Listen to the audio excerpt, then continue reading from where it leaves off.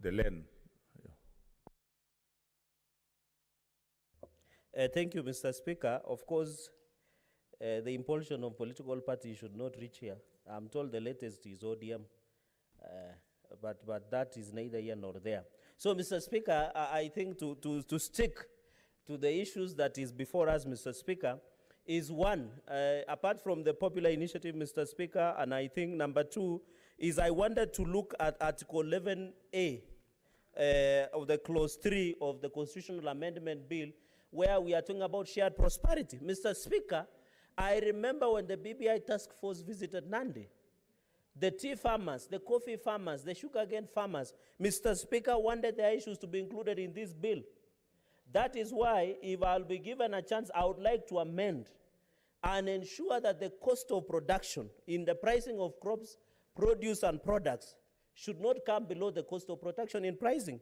And there should be fertilizer subsidy, Mr. Speaker. Mr. Speaker, as we talk today in North Rift, the rains have begun. The long rains for planting season. There is no subsidized fertilizers. The economy is doing badly. And when there is shortage of food, Mr. Speaker, and when farmers are not able to farm, then, Mr. Speaker, we cannot have an opportunity of ensuring that we have sufficient food supply in this country. So, Mr. Speaker, I would have expected, in the spirit of ensuring that we protect farmers, Mr. Speaker, we should have ensured that the pricing is in the right place, that we should have ensured the farm inputs and the cost of pricing should not come below the cost of production, Mr. Speaker.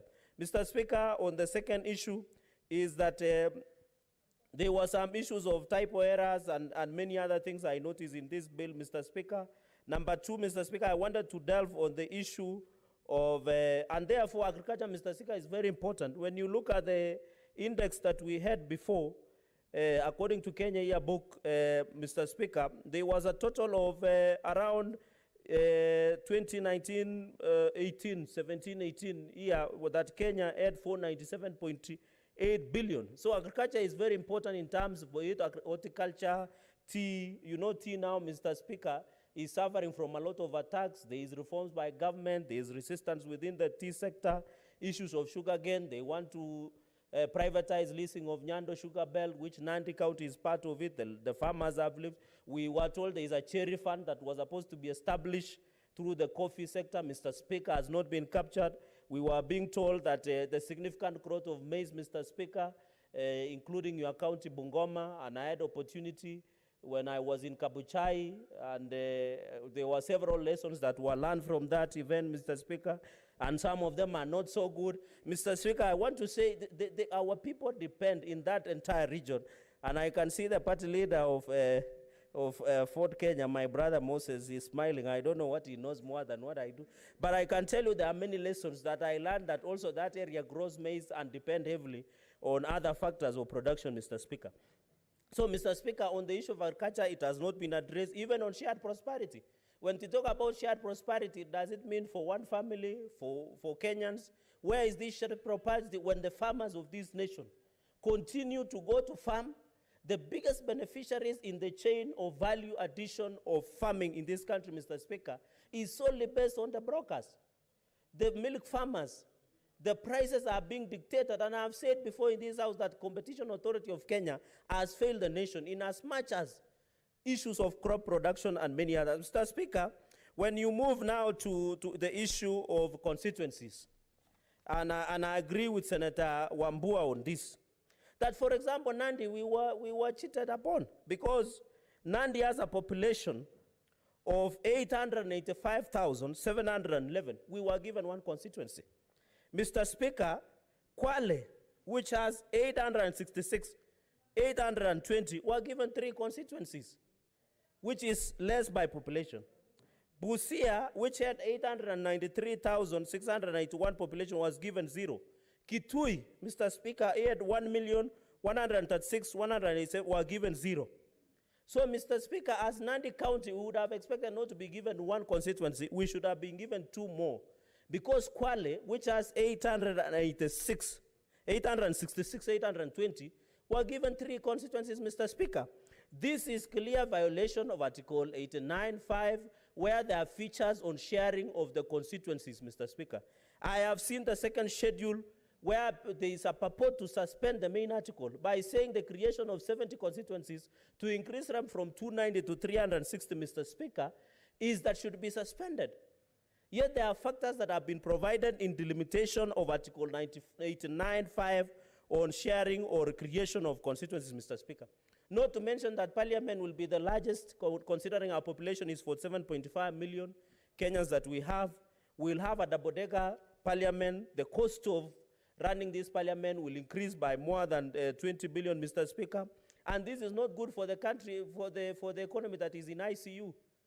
Technically, Kenya is on receivership. That is why we are borrowing. And I have seen, in fact, in the budget of 2021, 2022, I saw the ministry wants to borrow more, 1.something trillion more to factor the deficit budget that we have for 2021-2022, Mr. Speaker.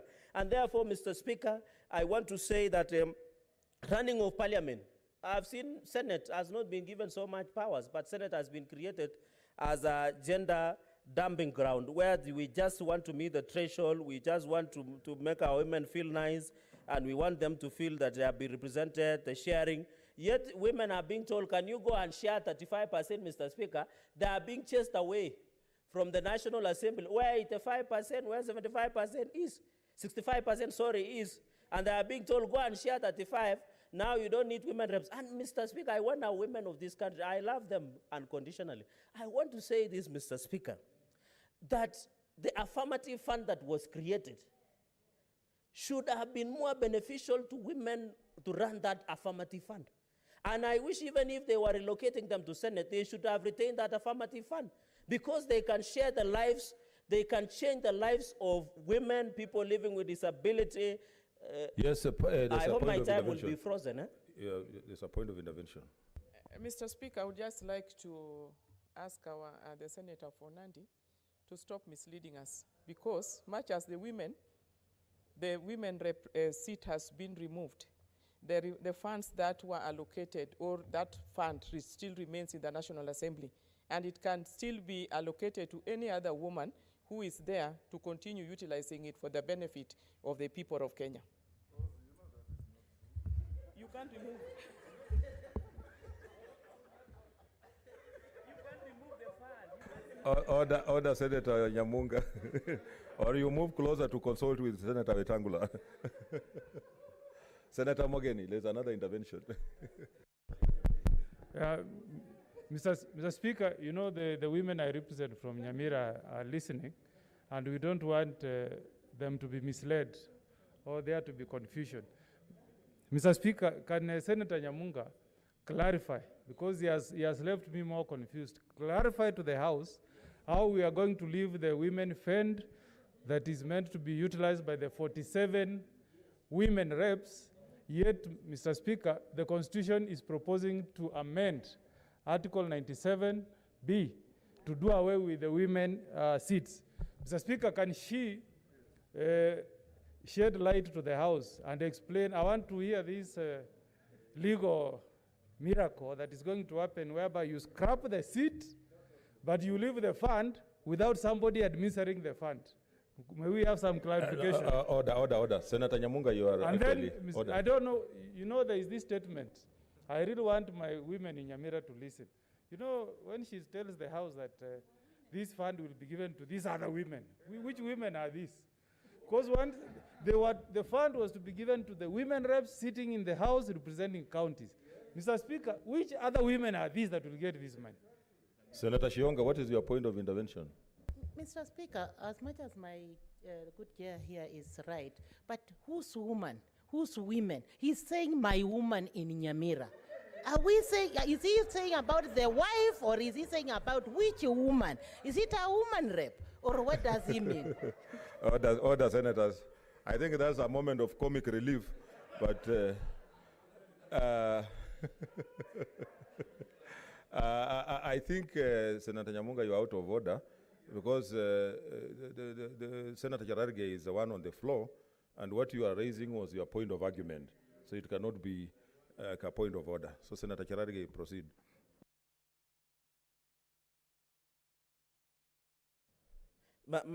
Mr. Speaker, I think the women play a critical role, and it's coming at a time that the first female president, or the first leader who is a female, is in the country, President Suluhu Samia Hassan. I just want to challenge women that they should fight for these positions, they should work hard, they can be who they want to be.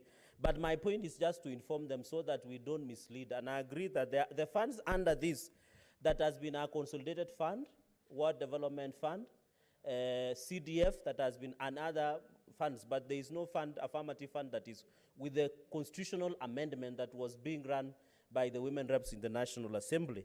So, Mr. Speaker, finally on the issue of representation, is that I've seen in the amendment, and I want to challenge, I saw the K.E.T Secretary General speaking about the supporting the BBI. Having not read under Article 97, it has been amended, and on the part, and I want to trade unionists and lawyers who sometimes represent trade unionists, including my seniors here, that the special seat for workers has been removed. So under this amendment, Article 97, that the membership of the National Assembly, the workers used to have one representative. It has been removed. So how will the trade unionists, the labor issues be legislated and be discussed at the House of Representation, Mr. Speaker? So, Mr. Speaker, I hope the labor movements and unions are listening to this, the Kenya National Union of Nurses, K.E.T, among other organizations. Let them know that the role of workers has been removed in this document, Mr. Speaker. Mr. Speaker, after that proportionate representation, Mr. Speaker, I would like to say something about the amendment on the issue of judicial ombudsman. Mr. Speaker, I've seen yesterday, I thought my time was frozen, Mr. Speaker. I've seen yesterday that judiciary ombudsman just should retain with the Chief Justice. And I propose that we delete that from constitutional. I'm proposing in the aspect where Judicial Service Commission, Mr. Speaker, as opposed to on their own motion, issue discipline, reprimand, or suspend a judge, I'm recommending that the tribunal, as practiced over the world, Mr. Speaker, that role should be retained within GSC, but allow the tribunal to investigate the judge, because we know what happens in this country. So if you don't like your face, somebody can chase you out. So the judiciary ombudsman should remain with the Chief Justice. Let them do their work there. They have been doing it very well there. I remember in 2017, 2018, when we launched the strategic plan, when then I was the chair of JLAC, there were 3,515 complaints against judiciary. The judicial ombudsman was able to address 2,324, and that is significant. So let us allow judiciary ombudsman to remain with the office of the Chief Justice, and I think, Mr. Speaker, that is very important. Mr. Speaker, finally, on the issue of National Police Service Commission, I'm proposing that the Inspector General of Police should not be given unfettered powers of promotion, discipline, and many others, Mr. Speaker, as under Article 245. Let it be done with the approval of National Police Service Commission. Why would you want to make? We know if you, Inspector General of Police, if given power, they have likes and dislikes. They can go to a police station, doesn't like the OCS, they fire. They have girlfriends and boyfriends, they put them in those positions. We know how power that is raw that can be given to them. And we need to move away, Mr. Speaker, because even SRC under Article 230 has been removed representation of trade union, Judicial Service Commission, other commissions that we have, Mr. Speaker. And I think it is very important, Mr. Speaker, going into the future. We are saying, I don't know whether imperial presidency was because Moi was the president or what. Because now what we see in this constitution, Mr. Speaker, is recreation of imperial presidency.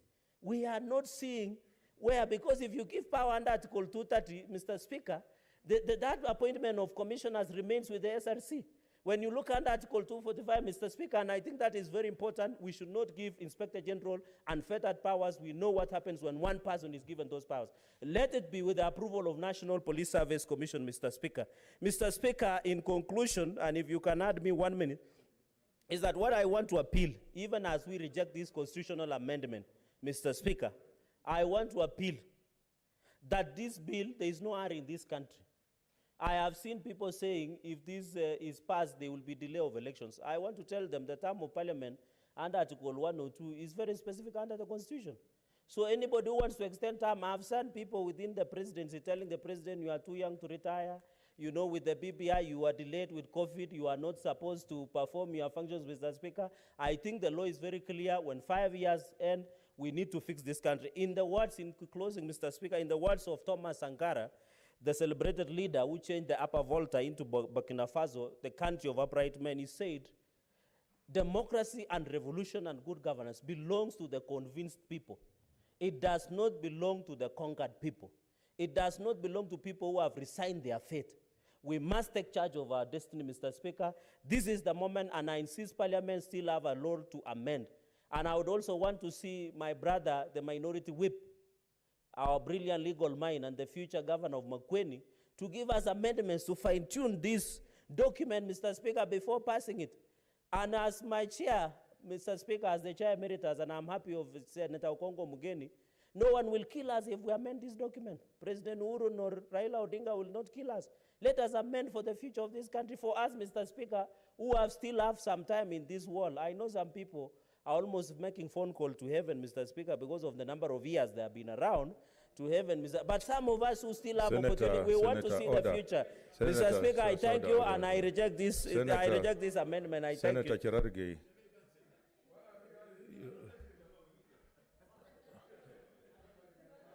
Senator, I don't know what is exciting. You just be a bit economical with what you say. Senator Wetangula.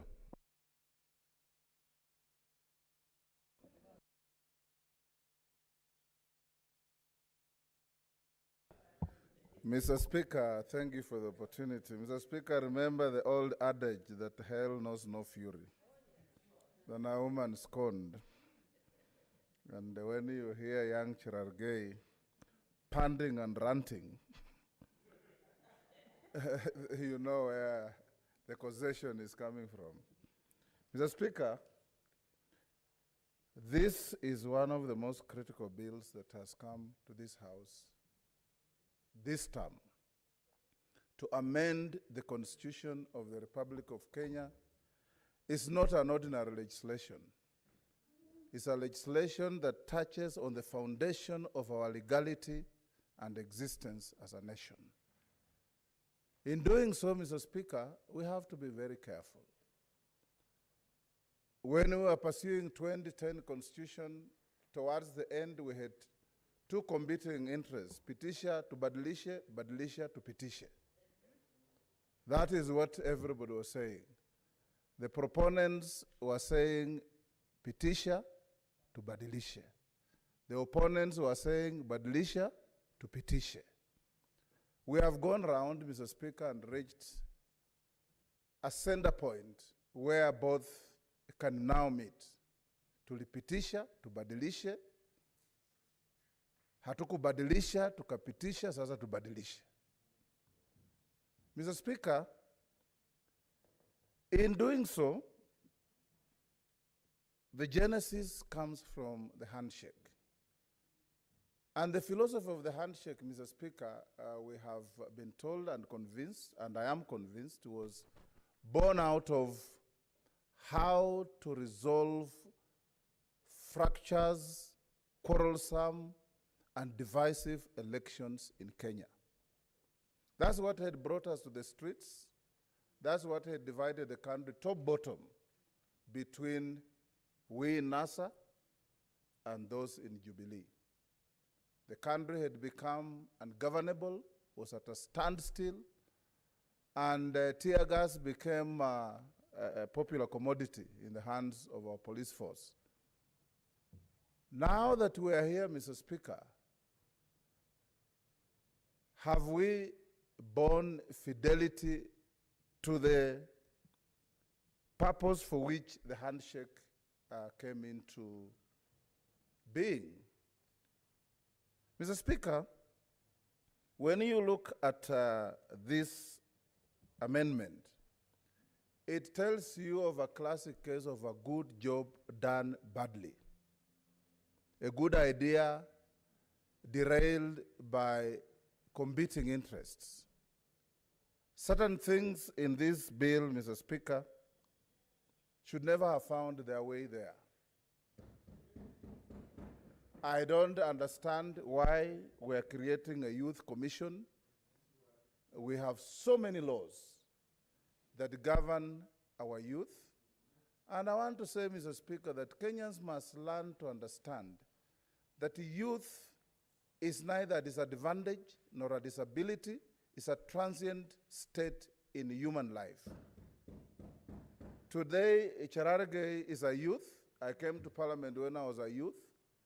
And the next day, he will abandon all his excitement and behave like a statesman because he will no longer be a youth, Mr. Speaker, and so on and so forth.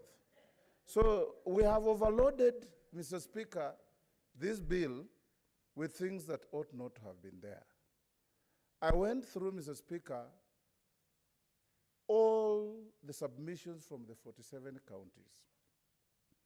I have not found anywhere a request by any Kenyan for 70 additional constituencies.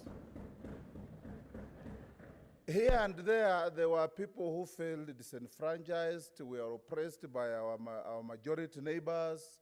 Give us our own constituency. The Kuria demanding their own county. Mount Elgon demanding their own county. Kitui demanding to be divided. But I did not see anywhere the request for 70 constituencies. But even in creating the 70 constituencies, we go ahead to violate other provisions of the Constitution. Because, Mr. Speaker, the Constitution is very clear. Delimitation of boundaries of constituencies and wards is an exclusive constitutional preserve of IEBC. They are the ones working with other organs of government, Kenya National Bureau of Standards, and listening to Kenyans that will determine that we are going to have this constituency here and there. What we have done, Mr. Speaker, or the proponents, have sat somewhere without any justification, decided that Kenya deserves 70 constituencies, and allocated them without any rationale. And Mr. Speaker, this is not right. In fact, Mr. Speaker, my count of Bungoma was allocated 3 constituencies without consulting anybody. The director of the National Bureau of Standards has come to the committee where the distinguished senator from Machakos was and told them, I think Omogeni's committee, and told them, no, Bungoma deserves 4 and not 3. So on what basis were we given 3 and not 4 that we deserve if the allocation was being rational and scientific? This, and where did our extra 1 go? Mr. Speaker, when you look at Nairobi, Mr. Speaker, we are creating constituencies. The constitution is very clear on parameters. Take into account population, take into account land mass, community of interest, means of communication, all those things, Mr. Speaker. Nairobi, in my humble view, Mr. Speaker, needs more wards and not more constituencies. Because we are going to create constituencies in Nairobi, Mr. Speaker, that one will take 10 minutes to walk across. What about North Horr, Mr. Speaker, that is physically bigger than the former Western, former Nyanza, and former Central provinces put together? And it is still left as one. Where is equity? And that's why, Mr. Speaker, I don't agree with those proponents that we cannot amend this bill. If you read Article 257 to the letter, nothing ousts the authority of Parliament to amend a bill, including a bill such as this. Secondly, Mr. Speaker, law is dynamic. It is growing, it's moving every day. And we can set precedents by doing things we have not done before, including amending constitutional bills. When, Mr. Speaker, for example, the committee chaired by my distinguished learned junior senior counsel, Senator Omogeni, say that the schedule to this constitution on constituencies is unconstitutional. When they say it is unconstitutional and then tell us to pass, what are we being told? It is unconstitutional, but pass it. When they tell us, Mr. Speaker, that the provision on the judicial ombudsman is unconstitutional, and then they leave it there. What are they telling us? Because ordinarily, Mr. Speaker, committees of parliament, when they bisect and dissect a bill, they bring a report to guide debate, but they also bring amendments to the bill that will be consistent and in consonant with their findings in the report. So one would expect that the Homogeny Committee would have brought some amendments that will come at the next stage of this committee when we go to committee, so that we can consider this. Changing the constitution, Mr. Speaker, is not something that we should do casually. My colleagues, the women folk, both here and out there, have been clapping and smiling uncontrollably, Mr. Speaker, about the issue of 70 women coming to the Senate. I have no problem with that, but I expected, Mr. Speaker, that the women of this Kenya, the 47, sorry, that the women of this Kenya, Mr. Speaker, look at this more critically. The empowerment of the Kenyan woman by creating the 47 county representatives to the National Assembly came with empowerment resources. Now that those women have been uprooted from the National Assembly and dumped in the Senate, with no corresponding resources, Mr. Speaker, who is going to speak for the raped woman, the defiled girl? Who is going to give money to young girls for bursaries? Who is going to set up centers for rehabilitation for bastardized and abused girls? Mr. Speaker, it is not true, like my colleague Nyamunga said, that the money is following the women. There is no money to follow the women, Mr. Speaker. It is not. And it's not going to be there. Those women, Mr. Speaker, there is a point of intervention from Senator Nyamunga.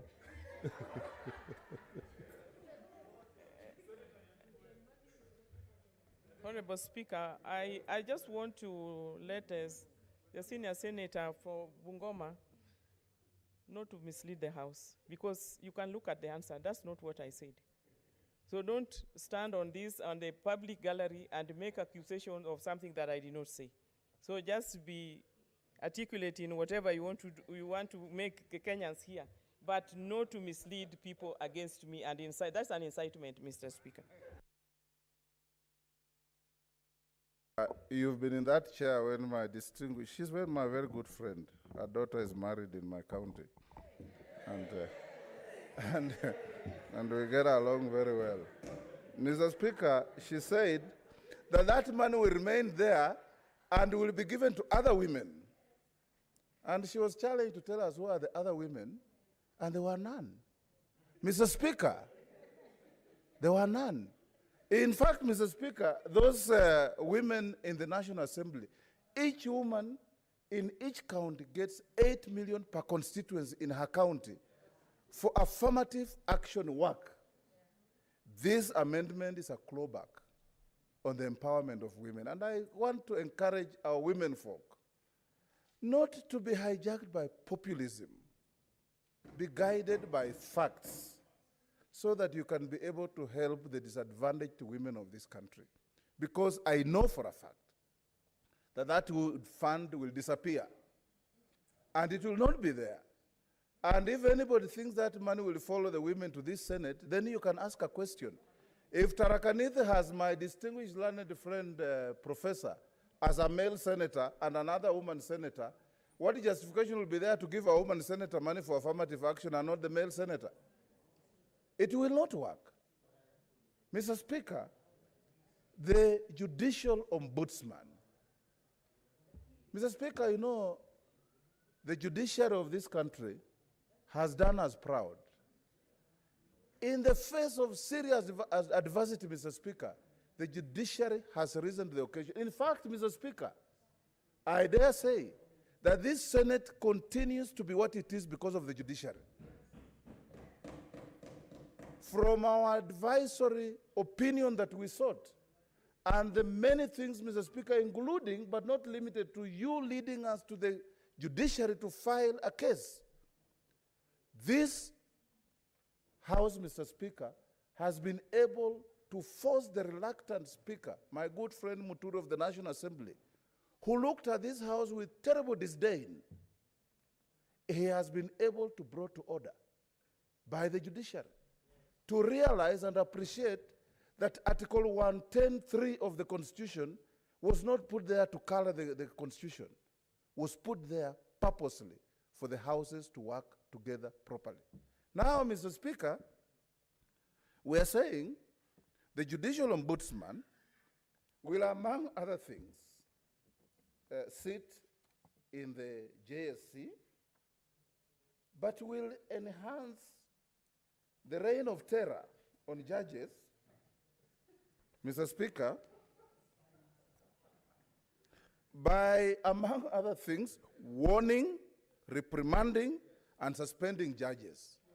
Mr. Speaker, how can we vest such powers in any organ in our country? That tomorrow, a judge sitting, and I want to tell you, my colleagues behind me, and my distinguished brother from Kilifi, who worked with me before in his earlier life, was a judge. Mr. Speaker, this country has gone through a history that is terrifying. Professor Kindi can tell you, we had a European judge who, when hearing cases of the notorious Mwakenya, used to walk to State House carrying a file to go and show State House the judgment he's drafting against charged individuals. And then he is told, "Hiyo ni sawa sawa," then he goes back. We know this. And Senator Mogeni, you know this. By having such an insertion in the Constitution, Mr. Speaker, what we are saying, and I always remind you, Mr. Speaker, that Zulfikar Ali Bhutto, the Prime Minister of Pakistan, when he was Prime Minister, he passed a law that no foreign lawyer, Queen's Counsel, King's Counsel, would practice law in Pakistan. He was overthrown by a terrible general called Zia-ul Haq, arrested and imposed on drummed up charges of murder. Zia-ul Haq terrified every lawyer in Pakistan. They could not defend Zulfikar Ali Bhutto. He brought in a QC from the UK. They brought him the law and said, "Your QC cannot practice law here." He said, "He must." He said, "This is the law you passed." So, Mr. Speaker, Justice Ringera, when he was teaching us law, always ended his lesson by telling us, if you want the test of a good law, imagine that law in the hands of your worst enemy. If you feel safe, then it's a good law. And that is what we need, Mr. Speaker. Imagine, Mr. Speaker, a case is being heard. Senator Milgo is facing drummed up charges for having abandoned the Jubilee and is pursuing the Tanga Quartet. And the judge hearing the case, Mr. Speaker, is summoned before the JSC and is reprimanded, is warned, and suspended. And once the judge is suspended, the case goes to another judge because the case doesn't die because the judge has been suspended. And the judge who will now pick Milgo's file will remember the fate of the judge who handled the file earlier. Will Milgo get justice? Never, Mr. Speaker. So, Mr. Speaker, Americans say, if it is working, don't fix it. The JSC is working, Mr. Speaker. And we have seen judges being dealt with under the JSC. I personally have reported judges who have taken bribes and they have gone there and testified. There are many others who have done so, and it's working. Mr. Speaker, what we're trying to do now is create an organ that will do what Okoth Ogendo, as our professor used to tell us, visit on you the fear of God and the terror of the devil tied together. And you can imagine, Mr. Speaker, when you are staring at the fear of God and the terror of the devil, what you can do. We should not do this to our country. And I want to urge, Mr. Speaker, that that provision is a clawback on the independence of the judiciary, and that we need to rethink this seriously. Mr. Speaker, we are giving more money to the counties. I support this fully, Mr. Speaker. In fact, as NASA, we used to fight for 45%. We have now moved to 35%. But we have also said, Mr. Speaker, the institutions of governance in Kenya are too weak to manage these resources. The Office of the Auditor General, the Office of the Controller of Budget, the Office of ESCC, the Office of the DPP. I thought, Mr. Speaker, as we devolve more money, because it's on record from our president that Kenyans working for the government are stealing 2 billion daily. 2 billion daily, Mr. Speaker. And they stand here and tell us they are more hardworking than others. Mr. Speaker, 2 billion daily. I expected, Mr. Speaker, that this amendment was going now to strengthen the offices of the institutions of governance so that, Mr. Speaker, we do not have a situation where, like one professor said, at every election, we elect 47 ordinary Kenyans as governors. At the end of 5 years, we have increased the number of billionaires in Kenya by 47. Mr. Speaker, we want, Mr. Speaker, to see a situation where public resources are protected at all costs. That anybody who is found to have dipped his hand in a public till, Mr. Speaker, must face the consequences. What do we see today, Mr. Speaker? You go to your county. I come from a county where respect for public resources is an act of history. It is stuck in history. Nobody remembers. People use public resources as if they are their monies. They don't know the difference between public resources and private resources. And that is what's happening, Mr. Speaker. When you see, Mr. Speaker, a governor goes to a funeral and tells people, Mr. Speaker, if you can add me a few minutes. Okay, 2 minutes. Okay, 3 5, minutes. Mr. Speaker. Mr. Speaker, a governor walks to a funeral and tells mourners, when I finish my speech, you follow me in namumina kitu. In my language, kumina kitu is to press something in somebody's hands, Mr. Speaker. These are not his resources. These are your resources. And a theft in Bungoma is a theft in Tarakaniti. A theft in Bomet is a theft in Kitui. A theft in Meru is a theft in Nyamira, Mr. Speaker. Because we are denying people resources for development. In Korea, Mr. Speaker, 4 former presidents are in jail. They are in jail. One, in fact, Mr. Speaker, drove to a seaside and leaped from a cliff into the sea and died because they were about to arrest him and take him to court. Mr. Speaker, when you look at our country, the richest people in Kenya are former civil servants or current civil servants. If you want to be rich quickly, you don't have to run your law firm, Kindiki. Go and be a procurement manager. In some innocuous organization and procure for yourself every day. We must strengthen the institutions of governance, Mr. Speaker. This country is not poor. This country is very rich. I don't agree with Cherargei that we are under receivership. We are not. This country is rich. But the wealth of this country must be managed properly.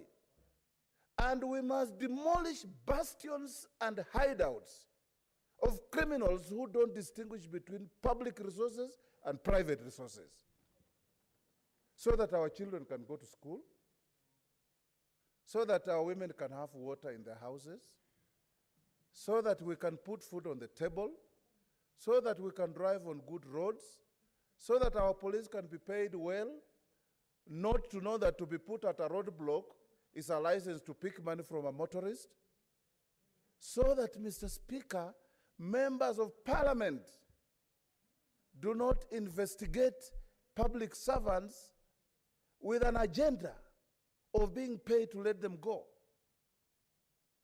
Mr. Speaker, repeatedly, we have been bastardizing the police for corruption. Corruption is domiciled in parliament. In parliament, Mr. Speaker. Today, governors who come to appear before committees of this house come smiling and leave smiling. Mr. Speaker, this is dangerous for our country. And as we amend this constitution, Mr. Speaker, we must also address the issues that have confined certain regions to endemic poverty. Mr. Speaker, if we know that we are allocating, let me wind up, we are allocating resources to electoral areas, and the president said he wants to see money in wards, I agree. He wants to see money in constituencies, I agree. And then you create 70 constituencies, and some regions don't get any. It means the areas that are getting those constituencies are the ones being given additional resources, and those that are not getting are being denied resources. The centerpiece of the Constitution 2010, Mr. Speaker, and I've said it over and over, was equity and fairness for the people of the Republic of Kenya. And it remains so, it will remain so. It doesn't matter at what stage we amend our Constitution. If we lose sight of fairness and equity, Mr. Speaker, we are laying ground for a distorted future for our country. And I want to urge the committee of Senator Omogeni, Senator Orengo, Senator Mutula Kilonzo, Senator Cherargei, and all those who are with you, who are lawyers and who are not lawyers. We expect in the committee stage to see you bring amendments to this constitutional bill. And let nobody frighten you that you can't amend, you can amend. Thank you, Mr. Speaker. I'll vote when it comes. Senator Bushiro. Thank you very much, Mr. Speaker. I rise to support the Amendment Bill 2020. Mr. Speaker, I am a bit confused. You know, Mr. Speaker, I've said this before, a great debate or a great speech doesn't only capture the truth of the moment, it can also capture the big lies. As I sit here, I have seen my colleagues speak in such perfect language about stuff that, when really put in context, can be qualified as big fat lies. Mr. Speaker, and there's always this disconnect between the oratory expertise and the manner in which people have expressed this and the vote at the end of the day. Mr. Speaker, you know, as I sat here, I kept writing down, and I will look out for the alignment of the debate to the vote at the end of the day. Of course, we'll all vote at the end of the day. But that having been said, Madam Speaker, the beauty and the strength of our Constitution is in the ability of it to be amended in various ways. The ability for our Constitution to be amended directly under Article 256 of the Constitution, parliamentary, or directly by Wanjiku or Fatuma or Cherop under Article 257 of the Constitution.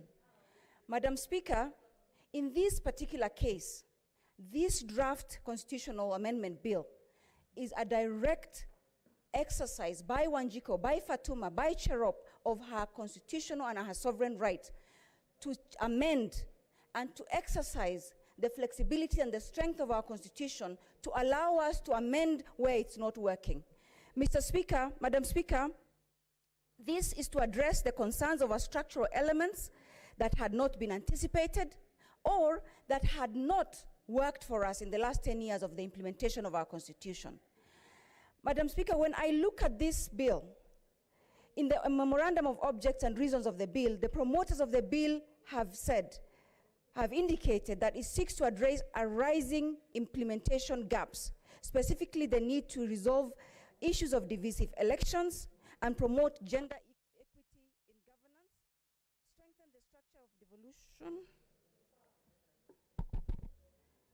strengthen the structure of devolution, increase resource allocation to the counties, and broaden mechanisms for all people of Kenya to benefit from economic growth, and harmonize certain roles and functions of bicameral legislature. Fortify our national ethos by specifying the responsibilities of citizens and strengthen accountability on public resource and the fight against corruption. Madam Speaker, who can fault this? Who can say that these are things that had been resolved by our Constitution of Kenya 2010? Madam Speaker, as I sat here, I was very saddened by the tone and the patronizing debate on the issue of the women folk. Mr. Speaker, we're told that we were laughing and clapping, but who can tell us that the 2/3 gender rule under the Constitution of Kenya 2010 was achieved? That was not achieved. Of all the significant legislation that was to be implemented, that was the one piece of legislation that was defeated by the legislature. Mr. Speaker, then to insinuate that we are clapping for something that had worked for us is to lie to this nation. At least as far as the Constitution of Kenya 2010 is concerned, and the 2/3 gender rule, that promise, that aspiration, that vision was never achieved, and this is our chance to try and get it right under the BBI and the Constitution of Kenya Amendment Bill. That is not to say that there are no gaps in this bill. Mr. Speaker, for instance, I also have concerns around the 70 additional constituencies. It has been said, I know I come from Northern Kenya, where not a single constituency, especially in Upper Eastern, has been given to Upper Eastern. It has been said, and it's a known fact, North Horr, for instance, and I really, must say, one of the largest, or the largest constituency in our country has had no additional constituency. To purport that Kenya is just a function of its people and not also its borders and its land is an understatement and is to run away from the truth. Madam Speaker, it has been said North Horr can accommodate Western Kenya, Central Kenya, and perhaps other provinces, and it didn't get one. But that having been said, Isiolo County, for instance, with its vast expanse of land, has not got any.